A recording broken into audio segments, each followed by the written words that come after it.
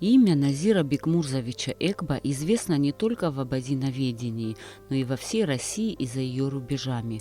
Он принадлежит к числу тех выдающихся ученых, которые своими исследованиями создали большой авторитет педагогической науки страны. Он стал первым среди абазин доктором педагогических наук, профессором, академиком Международной академии педагогических наук, заслуженным деятелем науки Российской Федерации. И по его учебникам в национальных школах дети изучают теперь русский язык. Назир Экба опубликовал в периодической печати и академических изданиях более 300 научных и научно-популярных работ, среди которых 26 монографий, 73 учебника, 22 программы и учебно-методических комплекса. Многие учебники по русскому и родному языкам, составленные Экба, выдержали по 10-13 переизданий и сегодня являются основными в учебном процессе.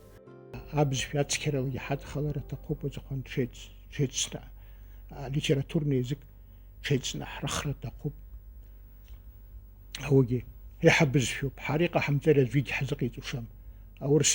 وروا الصوب ساسا شخروب حنا وايوسي حمحونا أنا بزيرانيالو الخطوب أنا بزيرانيالو الخط أنا يتسرقرا أنا بز في ليتراتورنا развивать قطعتوب شاوزنا رخطوب سريش زبولا. Назир Экба родился 22 апреля 1927 года. Путь в науку начался для него еще в родном ауле Старокувинске, в 7-летней школе. Именно здесь он впервые окунулся в мир знаний, который увлек его на всю жизнь. «Когда я пошел в школу, у меня были только одна тетрадь и карандаш», вспоминал о начале этого пути Назир Бикмурзович спустя годы и с огромной теплотой называл своих учителей. Назир был моим духовным отцом. Я сын его старшего брата Али, но мой отец активно, материально и духовно поддерживал его, вот когда он получал образование в Москве в период аспирантуры. Это были очень тяжелые годы, 46-й, 47-й, послевоенные годы, голод. И очень тяжело было молодому человеку одному пробиваться в мегаполисе, где помощи ждать неоткуда, ни от кого, никого там нету, ни родственников, ни близких, никого, ему одному приходилось там выживать. В 1939 году Назир окончил 7-летку в своем ауле. Средняя школа была в Ирсаконе, и дети из Старокувинска с 8 класса продолжали учебу там. Осенью 1943 года в Черкесске был открыт учительский институт. Назира Экба приняли туда без аттестата с 9 классами образования. После окончания института в 1945 году его направили директором в Старокувинскую школу. Помимо руководства школой он преподавал русский язык, пользовался, естественно, учебником Бархударова и начал находить в нем изъяны. Это было послевоенное время, кадров не было, народ в основном безграмотный был, читать, писать не умел ни на каком языке, поэтому после окончания института учительского в Черкесске он был в 18 лет назначен директором школы. Его назначили директором школы, потому что не было грамотных людей. Он сам ребенок, там и ровесники его отца, и он вынужден был руководить коллективом. И тогда молодой еще учитель составил учебник русского языка. Грамматика, часть 1, фонетика и морфология. Все как у Бархударова, только приписал для абазинских школ. Он был издан в 1953 году, и детей в абазинских школах стали учить русскому языку по этому учебнику. К тому времени Назир Экба уже окончил Ставропольский педагогический институт и поступил в аспирантуру научно-исследовательского института национальных школ Академии педагогических наук СССР. В 1954 году он первым из абазин стал кандидатом наук, защитив диссертацию по теме изучения русских местоимений в абазинской школе, и его оставили работать в том же институте. Как-то учителя из соседнего со Старокувинском черкесского аула Вакужиле попросили у Назира Бекмурзовича его учебник и стали работать по нему со своими учениками, используя для объяснения значения русских слов черкесские слова вместо абазинских. И тогда Назиру Экба пришла мысль: если по этому учебнику можно обучать абазин в Старокувинске и черкесов в Вакужиле, почему бы его не использовать в Абхазии, Кабарде-Адыгее? Так родилась идея создания единых учебников для всех носителей языков абхазо-адыгской группы. Чтобы создать единые учебники для абхазо-адыгской группы. Новый Кудзаразыха Аусазенталия ума. Сопоставительная грамматика абазинского, кабардино-черкесского, русского абазинского и кабардино-черкесского языков Ханизулин. Доказать и кастет, что родственный абазфека. Вот на основании этого теория о том, что можно создать единые учебники, единую программу, единые методики для родственных языков. А вы доказательно каста начну и каца, пожалуйста, в соавторстве Барагонов Гидасхон, значит, впервые 65-й год уже азбука кахтек, васкан букварь не злакший букварь для первого класса народа в абхазо-адыгской группе Ханибахсан. 65-й год в Москве, Азацин. Вот с тех пор вы переиздавайте кахтет, хапшит. В соавторстве с кабардинским ученым Магомедом Барагуновым он впервые в 1965 году составил букварь для первого класса народов абхазо-адыгской группы, который был издан в Москве. А 5 июня 1973 года Назир Бекмурзович успешно защитил докторскую диссертацию на тему «Общие для школ народов абхазо-адыгской группы проблемы обучения русскому языку». Разработка методики преподавания русского языка для национальных школ России стал основным научным направлением, которое выбрал Назир Экба. Мы с ним, я кандидатскую защищал, а он докторскую защищал уже в 1973 году. Он очень, естественно, любил свои родные места. Во время отпуска он ни в какие курорты никуда не ездил, он приезжал домой, в село, в свой дом, который он, значит, строил вместе с братом, с моим отцом. И все лето проводил там. Но я, естественно, будучи или аспирантом, или студентом, в этот период тоже приезжал, и мы вместе прямо с самого детства, значит, я был все время, вот летнее время, рядом с Назиром. И у него очень большое чувство юмора было. Он, как человек очень умный, он над собой смеялся и подшучивал над своими друзьями. Параллельно ученый занимался и проблемами преподавания родных языков. Он стал автором абазинского букваря и других учебников по абазинскому языку. Таким образом, Назир Бекмурзович способствовал развитию двуязычия, а следовательно лучшему взаимопониманию людей разных национальностей.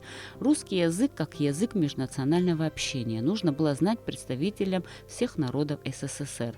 Но при этом никто не должен был отказываться от своего родного языка. Русский язык не вместо родного, а вместе с ним. Таков был принцип Назира Экба.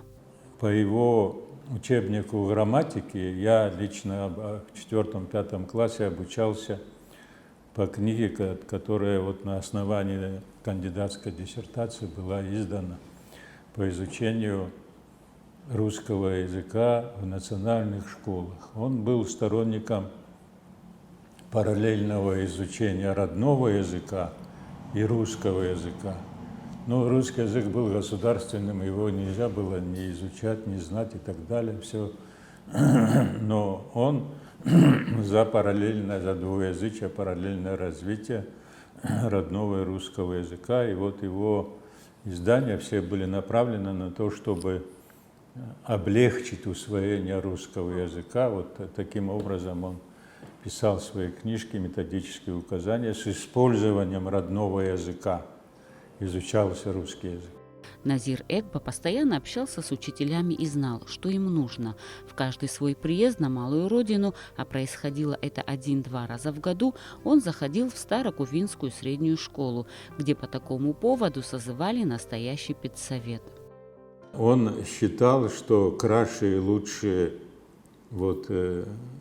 естественно, Абхазии и этого села Старокувинск в мире нет. И он уговорил своего научного руководителя Сердюченко, известный ученый, привез его из Москвы сюда, чтобы показать село, чтобы показать Кавказ там и так далее. Тот был специалист именно по кавказским языкам, и ему интересно было непосредственно пообщаться с народом.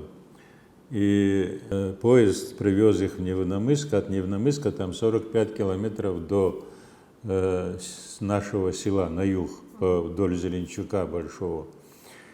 И их тогда Институт истории, языка, литературы назывался, у них была Старая Победа, и они выделили для Назира, чтобы встретить и повезти его в село, выделили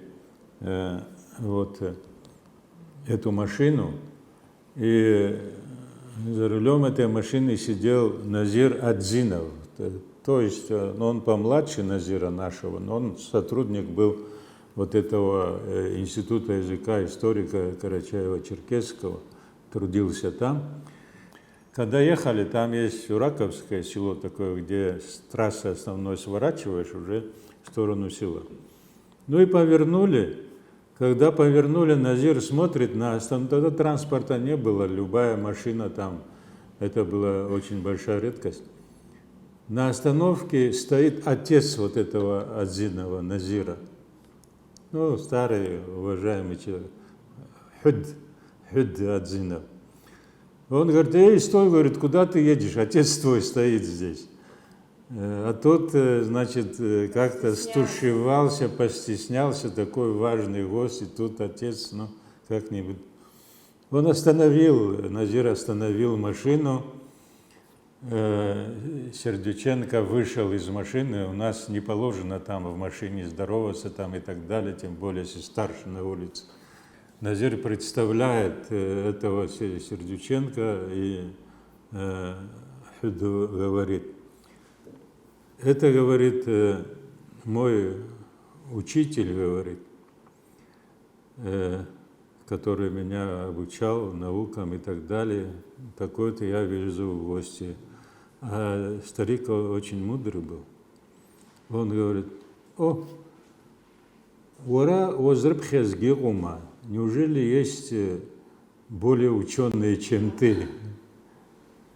Но мы думали, он самый ученый. Для них он был самый. Да.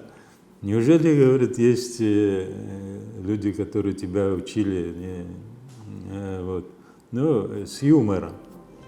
Ученые из Института национальных проблем образования, Российской академии образования, Министерства образования России, работавшие с Назиром Бекмурзовичем, отмечали еще и его огромный вклад в подготовку национальных кадров и при этом подчеркивали, что он каждому своему аспиранту дает максимум своих знаний и доводит его, как говорят, до полной кондиции. Многие его ученики стали докторами наук и руководителями кафедр в Дагестане, Чувашии, Кабардино-Балкарии, Адыгее, Абхазии и других регионах, но ближе всего ему были его последователи в родной Карачаево-Черкесии.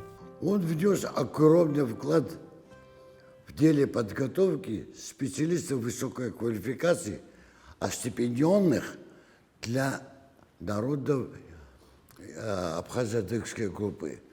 В частности, он был моим руководителем в процессе написания кандидатской и был моим советником в процессе написания докторской диссертации. Он огромный вклад внес в защиту докторской диссертации Бориса Григорьевича Тарма, Альдоны Шотовны Жиба, а также наших кандидатов педагогических наук Арсеньева Гагуля Евгения Деканна, Агерба Константина Владимировича, Адзиба Нели Хаджиратовну, Адзиба Павла Хаджиратовича, Беня Людмила Георгиевну и Жваня Саида Юрда. Вот такие же, вот столько же специалистов он для всех республик и Северного Кавказа он готовит. Он очень гордился нашей дружбой абхазского и абазинского народа, но он что-то там трепетно немножко относился. Я тогда не понимал, почему. Он почему-то боялся, что будет какой-то фальшь в нашем отношении. И он говорил, я бы хотел, чтобы абазины, история абазинского народа и абхазского народа писали бы не абазины и абхазы, а вместе, чтобы сели бы за стол, чтобы они писали бы. Он очень хотел, чтобы по родной литературе учебники были едиными. Абазин и абхазский, значит, он очень хотел. Он очень хотел, чтобы мы имели единый алфавит. Единый алфавит, об этом он очень хотел. Он очень любил Абхазию. Я помню, особенно будучи докторантом, часто к нему приезжал, он не любил дома со мной разговаривать. Мы с ним шли, там была какая-то полянка, дерево ива стоит под ивом, какой-то как водичка там, он это называл священная вода, он пока умоется, руки помоет, потом начинал об Абхазии рассказывать, о чем только он не рассказывал. Он очень дружил с Борисом Егоровичем Тарба. Они были вместе с пиратскими друзьями. Я хочу вспомнить такую вещь. Он говорил так, когда гости приезжали в Абхазию, всю заботу на них я брал на себя, а когда из Карачаева-Черкесии мои приезжали, всю заботу брал он на себя. Он был практически сиротой, и я, но при всем этом мы последние свои копейки, может, завтра мы оставались бы без хлеба, мы на них тратили. Он очень, вообще не знаю, он очень уважаемый человек. Вот я хочу привести один такой пример. Когда в 1969 году я защищал кандидатскую диссертацию, членом этого совета был крупнейший советский ученый Тихучев Алексей Васильевич. Я выступил перед защитой, то есть перед голосованием, он обращается к совету. Ребята, не забудьте, что это аспирант Назира Экба, а защита сегодня была конфетная. Попробуй после него, значит, по отрицательно. Абаза диалект не шаход, значит, аз диалект из лахревеку, ашхаруа, и бахуа диалект асуа. Асуа захрё, уфиги апсуа, бахара асуа бихабхот, а в Северном Кавказе захарко, асуа бихабхот. Асы вазрхё, асы туман зрхё, асы. Ва люди, значит, а диалект я человеку асуа люди, живущие в туманных местах. Ашхаруа, Ашха – это горы кавказские. Ва – люди. Ашхаруа, Ашхава, Зархё, значит, это горцы, живущие в горах. В 70-х, 80-х годах в Советском Союзе появилась одна такая проблема. Проблема перехода с первого класса на русский язык обучения. Категорически против этого выступил известный мордовский ученый, дважды доктор наук, Советкин Федор Фролович и Борис Григорьевич Тарба и Экба. Он сказал, обязательно надо начать с родного языка. Чем они мотивировали переход на русский язык? То есть это термином интерференции. То есть они считали, что когда начнется обучение на родном языке, они специфику родного языка будут переносить на русский язык, и обучение русскому языку будет тяжелее. Но обязательно они категорически с этим не согласались. Затем в 80-х годах проводился еще один эксперимент. То есть для родственных языков, для близкородственных, создать единые учебники, единые программы, единые учебно-методические пособия. Он категорически был против этого, так же, как и Борис Григорьевич Тарба. При всем том, что они очень родственные, они и разнятся в чем-то. Поэтому специфику родного языка надо учитывать. Таким образом, для каждого народа должна быть своя методика, своя учебно-методическая литература. Он действительно, он был очень крупным, очень уважаемым человеком. Очень жаль, что ушел рано. Сколько времени его нет с нами, часто он мне снится. Одна из последних работ Назира Бекмурзовича – историко-культурная языковая общность народов абхазо-адыгской группы, изданная в Черкесске в 1997 году, была написана им в соавторстве с дочерью, языковедом, кандидатом филологических наук Заремой Экба, выпускницей Московского государственного университета и аспирантуры Института языка Российской академии наук, ныне научного сотрудника этого института. Я средняя дочь Назира Бекмурзовича, Экба. Фамилию в браке я не меняла, потому что я с гордостью ношу фамилию своего отца. И считаю в некотором роде себя продолжательницей его дела в науке. Папа мой, к сожалению, в последние годы своей жизни очень плохо видел, и ему было тяжело работать. Но, тем не менее, у него было в голове очень много мыслей, идей, которые нужно было как-то оформить, выплеснуть на бумагу. И он стал привлекать меня к этой работе. Я тогда была еще студенткой филологического факультета МГУ. И в свободное от учебы время я занималась тем, что помогала папе. Он просил меня посмотреть какие-то книги, словари, значения слов, что-то предлагал, какие-то идеи, которые я потом пыталась сформулировать в виде каких-то связанных мыслей. И в результате такой работы родилась наша общая книга. Я вам сейчас ее покажу. Совместная книга, которая для меня стала первой книгой, так сказать, моей путеводной звездой в науке, а для папы она была уже одной из последних. После того, как папы не стало, прошло уже почти 20 лет, и мы несколько раз переезжали. И все его книги, написанные им, они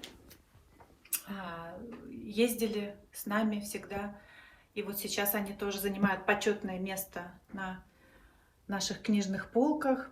Несмотря на то, что я всегда мечтала стать учительницей, как все, в общем-то, в нашей семье по линии и отца, и матери, но папа вызвал такой во мне интерес в науке, привел в эту науку. И я очень рада, знаете, что он при своей жизни успел порадоваться моим успехам, потому что я защитилась 22 апреля 1997 года, в день его 70-летия. Была защита моей кандидатской, и папа на ней присутствовал, и, конечно, он был очень рад этому обстоятельству. А я связала свою жизнь с тюркологией, работаю в Институте языкознания Академии наук. И мне очень приятно, что когда люди слышат фамилию Экба и спрашивают, а вы не родственница ли того Назира Бекмурзовича, и узнают, что я его дочь, всегда очень тепло и с добром вспоминают моего папу. И я считаю, что это самое главное, что человек оставил такую добрую, хорошую память о себе. Люди его помнят и помнят всегда в очень позитивном ключе. Похоже, привязанность отца к науке передалась и детям. Младшая дочь Мадина тоже лингвист. Поступив на факультет английского языка педагогического университета, параллельно с английским изучала французский и арабский языки. Она специалист по международным коммуникациям. Конечно же, на выборе профессий дочерей не могло не сказаться и то, что их мать Земфира тоже ученый, и именно наука, по ее признанию, свела супругов, которые работали вместе в Институте национальных проблем образования Российской Федерации. Земфира Гизеттиновна, а каково вам было работать в одном учреждении вместе, как муж и жена? Ведь раньше в советское время это не приветствовалось. Да, раньше в советское время это не то, что не приветствовалось, а даже не разрешалось и осуждалось. Но дело в том, что специфика нашего института была такова, что в нем должны были работать в коллективе представители, хотя бы по одному представителю из разных автономных республик и союзных республик. Назир Мекбузович представлял Кавказ, Северный Кавказ, я представляла Башкирию. В этом отношении мы для института были нужные сотрудники. А потом я старалась вести себя так, чтобы не было заметно, не было ощутимо, что Назир Бекмурзович мне помогает, меня защищает, как-то какие-то льготы, какие-то привилегии, какие-то условия для меня создает. Ведь он был не только зав.аспирантурой, потом он стал заведующим сектором долгое время, потом он стал председателем диссертационного совета по защите кандидатских и докторских диссертаций. Вот, чтобы люди не подумали, что я вот под крылышком живу и мне хорошо из-за этого, я этого не допускала. Старалась вовремя выполнять свои плановые работы качественно, без опозданий, в срок, чтобы ему не было неудобно из-за меня, чтобы не приходилось просить директора, допустим, о чем-то для меня. Вот так мы жили спокойно, мирно.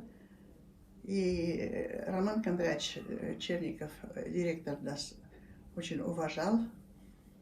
Так что все было спокойно, нормально. До конца своей жизни он трудился в этом институте. Я тоже. Было все спокойно. Я младшая дочь в нашей семье, и у меня всегда были особые отношения с папой, как мне кажется. И даже сейчас, спустя годы, я чувствую какую-то особую связь с ним. И это продолжается по сей день. Я много лет замужем, мы с супругом работаем вместе. Мы занимаемся эмоциональным интеллектом и управлением чувствами. Разработали здесь свою методику, по которой работаем с многими-многими людьми по всему свету. Эта методика помогает людям лучше понимать себя, лучше понимать других людей, налаживать взаимодействие и поднимать качество своей жизни.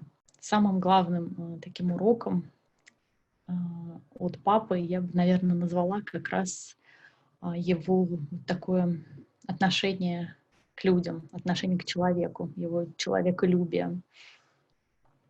Он как никто умел слушать, умел возвышать, умел уважать каждого человека, независимо от того, кто был перед ним, академик со всеми званиями или просто прохожий или сосед по лестничной клетке. К каждому у него было абсолютно ровное, уважительное, возвышающее отношение. И этому он учил нас не просто на словах, а на своем примере. Никогда он не ставил себя выше другого человека. И это, наверное, вот было главным его таким заветом и уроком в отношении нас, детей. Конечно, в юности я совершенно этого не понимала. И помню, мы с папой вели споры. И по юности, по глупости мне казалось, что у нас с папой огромная разница в возрасте, и вообще он, наверное, отстал от жизни и не понимает, как сейчас нужно жить. Но вот прошли годы, и сейчас, когда я сама работаю с людьми, и у нас уже есть ученики, читатели, студенты, я, конечно, гораздо лучше понимаю, о чем говорил папа, понимаю, что это действительно вечные ценности, которые не меняются с годами. И действительно, ту планку, которую он задал в таком нравственном, высоком, в самом лучшем смысле этого слова, отношение к человеку, к каждому, кто встречается тебе на жизненном пути, вот эта его готовность помочь, участвовать, сделать все возможное, быть таким гостеприимным, открытым, щедрым, сердечным, великодушным. Все вот эти качества, которые были совершенно не типичны для московской жизни и тогда, а сейчас-то тем более. Тем не менее, родителям как-то удавалось такой свой особый совершенно мир создавать, где все это было. И на это мы опираемся и сейчас в своей жизни, в своей работе. И в связи с работой я очень часто сейчас вспоминаю папу. И сейчас действительно ориентируюсь на его пример, стараюсь в этом соответствовать, насколько получается. И для меня это не просто слова, это действительно то, чем я живу и что стараюсь выполнять в каждом дне своей жизни. 3 дочки у него. Дочери у него прекрасно с золотой медалью закончили московскую школу, университет московский государственный закончили. Они тоже кандидаты наук учатся. Его супруга кандидат наук, но практически она имеет профессорское звание там и так далее, трудится. Я судьбе очень благодарен, что повезло нам, что у нас в роду был такой выдающийся деятель, который служил для нас во всем примером. Путь в науку для нас не было выбора. Вот на примере Назира мы уже с детства знали, что мы пойдем в науку. И, конечно, вот благодаря ему для нас все двери, его знал весь Северный Кавказ, все вузы, все научно-исследовательские институты, везде там работали его ученики, его друзья, коллеги, с которыми он учился в аспирантуре, защищал и так далее. И для нас на Кавказе все двери племянников его, детей его, все двери были открыты, и нам оказывали содействие для поступления, для обучения в аспирантуре там, и так далее. Все это было благодаря Назиру, нашему дяде. Он ключевую роль сыграл в нашей судьбе, за что мы его благодарны. Особое место в жизни и творчестве Назира Экба занимала историческая родина Абазин-Абхазия. Он очень любил вспоминать о своих корнях, далеких предках. Его дед Экбакяч вместе с семьей и односельчанами был выслан на Северный Кавказ из высокогорного села Псху после окончания Кавказской войны в 1864 году. Тогда большая часть абазин, более 400 семей, в том числе и братья его деда, были выселены в Турцию. Назир неоднократно бывал в Абхазии и восхищался красотой этих величественных мест, овеянных духом непокоренных горских народов. Он обоготворял Абхазию, поскольку историческая родина наша Абхазия. Он каждый год приезжал сюда в командировку. У него был Тарба Борис Григорьевич, но вы знаете, он был министром просвещения, он был ректором университета там и так далее. И они вместе учились в аспирантуре в Москве. Он много, вот в этой книге он рассказывает много о их дружбе там и так далее.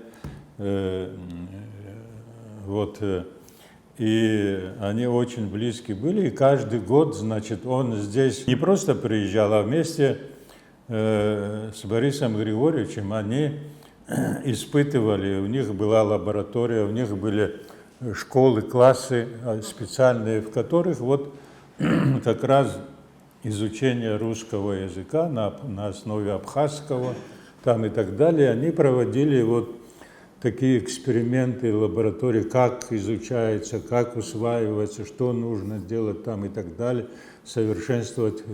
И это целая работа. Он и в Абхазии был, он в Кабардино-Балкарии, то же самое было, Карачаево-Черкесии, в Адыгее, и во всех этих местах у них были лаборатории. Я помню в 70-е годы, когда он проводил эксперименты в Абхазии, Тогда Борис Гурьевич ему давал машину, мы ездили по селам. Категорически он отказывался. Мы ездили на автобусе. Но после окончания этих всяких, значит, работ обязательно каждое село нас приглашало. Никто нас оттуда на автобусе не пристал, а выделяли машины. Он не любитель, он никогда не пил, но как он украшал столы, он обязательно он позволял себе несколько стаканов выпить, когда он со стариками бывал. Он очень часто слушал их, он очень многое записывал. Огромная любовь к своему народу, совместное творчество объединяли его с видными общественными деятелями и просветителями Абхазии Дмитрием Гуля, Багратом Шингба, Фазилем Искандером. С ними он неоднократно встречался, обсуждал значимые для наших народов проблемы. С особой теплотой Назир Бекмурзович вспоминал годы учебы с Борисом Григорьевичем Тарбо в Москве в аспирантуре. Они делили и радости, и трудности пополам и остались верны этой братской дружбе до конца своей жизни. Последний раз Назир Бекмурзович приезжал в Абхазию в 1997 году. Здесь он совместно с Владиславом Григорьевичем Ардзенбо открывал Академию наук, был избран почетным академиком и членом президиума. Видный ученый был приглашен в Абхазский государственный университет, где ему была оказана торжественная встреча. Когда открывали академию, тогда очень важно было иметь, значит, тоже академика, который мог бы быть учредителем нашей академии, поднять ее авторитет там, и так далее и тому подобное. Поэтому 97-й год – это год, когда,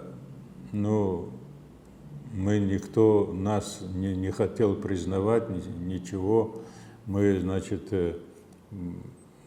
непризнанным государством, и иметь академию там и так далее. Для этого нужно было какие-то веские основания. И вот Владислав Григорьевич тогда собрал всех абхазов, абазин, которые имели авторитет, вес в научном мире, и они вот учреждали в 97 году, 30 октября, учреждали Академию наук, и там Назир выступал.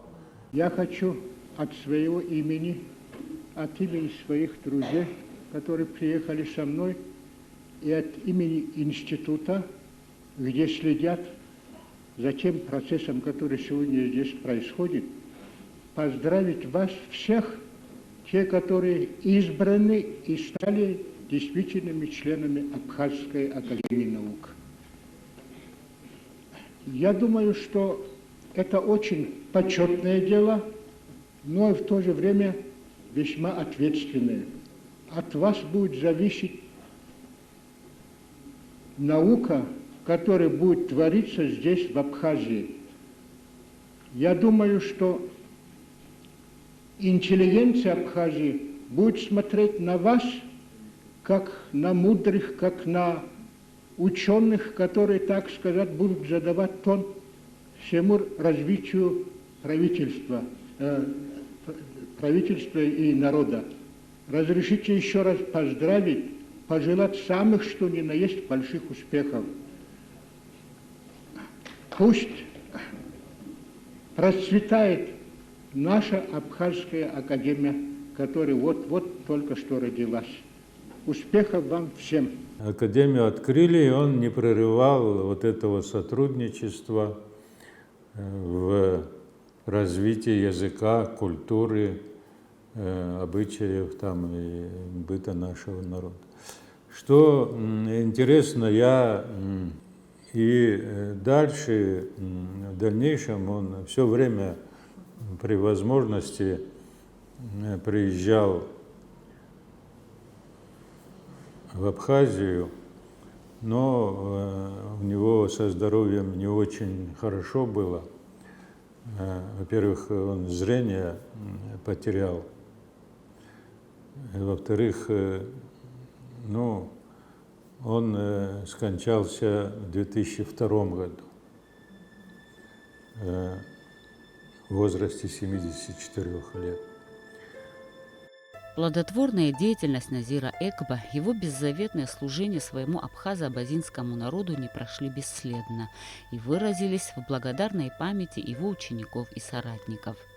9 сентября 2005 года вышел указ президента Карачаево-Черкесской республики Мустафы Баддеева об увековечении памяти профессора Экба Назира Бекмурзовича. Имя ученого присвоено Старокувинской средней школе, а для студентов Карачаево-Черкесского государственного университета и Карачаево-Черкесской технологической академии учреждены именные стипендии имени Назира Экба. Он был во всем примером для нас, и у нас не было такого вопроса, не стоял о том, куда идти, кем быть там и так далее. Для нас наш дядя был ярким примером такого отношения к своему народу, к людям старшего поколения, к людям младшего поколения. Все его действия были направлены на то, чтобы сделать как можно больше в просвещении своего народа. Но своим народом он считал все народы Кавказа. И будучи уже зрелым ученым, руководителем, ученым, он имел аспирантов со всех республик Северного Кавказа. Аспирантов и студентов. И он очень много сделал для, будем говорить так, для просвещения своего народа.